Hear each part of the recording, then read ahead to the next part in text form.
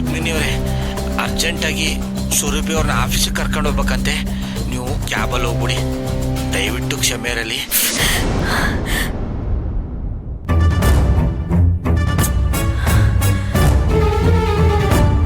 Hi Padmini. Hi, ಕೂತ್ಕೊಳ್ಳಿ.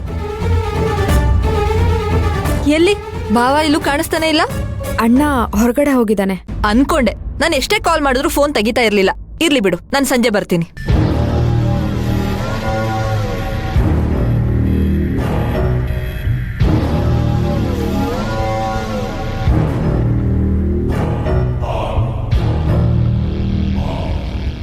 ಏ ಪದ್ಮಿನಿ, ನೀನ್ ಯಾಕೆ ಮುಖ ಊದಿಸ್ಕೊಂಡಿದ್ಯಾ?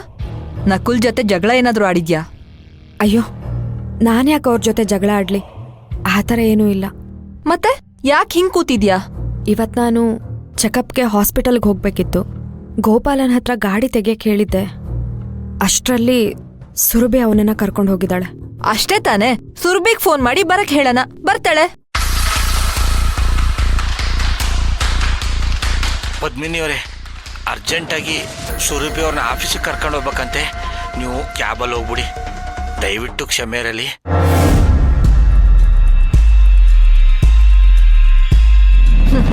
ತುಂಬಾ ಚೆನ್ನಾಗಿದೆ ಪದ್ಮಿನಿ. ಜವಾಬ್ದಾರಿ ಹೊತ್ಕೊಂಡಿರೋ ಸೊಸೆಯಾಗಿ ಮಾಡೋ ಕೆಲ್ಸನ ಇದು? ಅಲ್ಲ, ನೀನು ಈ ಮನೆ ಮಗಳು, ಮೇಲಾಗಿ ಬಸ್ರಿ ಬೇರೆ. ನಿನಗ್ ಪ್ರಾಮುಖ್ಯತೆ ಕೊಡೋದ್ ಬಿಟ್ಟು ನೀನೊಬ್ಳನ್ನೇ ಬಿಟ್ಟು ಹೊರಗಡೆ ಹೋಗಿದ್ದಾಳಲ್ಲ, ಎಷ್ಟು ಧಿಮಾಕಿರ್ಬೇಡ ಅವಳಿಗೆ. ಅಲ್ಲ, ಸೌಜನ್ಯಕ್ಕಾದ್ರೂ ನಿನಗ್ ಫೋನ್ ಮಾಡಿ ಸಾರಿ ಕೇಳ್ಬೇಕಾಗಿತ್ತು.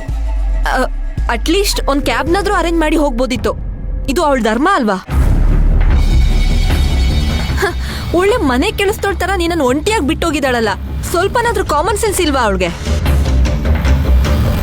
ನಮ್ಮನೆ ಸೊಸೆ ಆಗಿ ನೀನ್ ಇಲ್ಲಿ ಈ ತರ ಅವಮಾನ ಅನುಭವಿಸ್ತಾ ಇರೋದು ನನಗ್ ಸ್ವಲ್ಪನೂ ಸಹಿಸ್ಕೊಳಕ್ ಆಗ್ತಾ ಇಲ್ಲ ಪದ್ಮಿನಿ. ನಾನು ಅಷ್ಟೆ, ನಮ್ಮಣ್ಣನ ಮುಖ ನೋಡ್ಕೊಂಡು ಸುಮ್ಮನೆ ಇರಬೇಕು.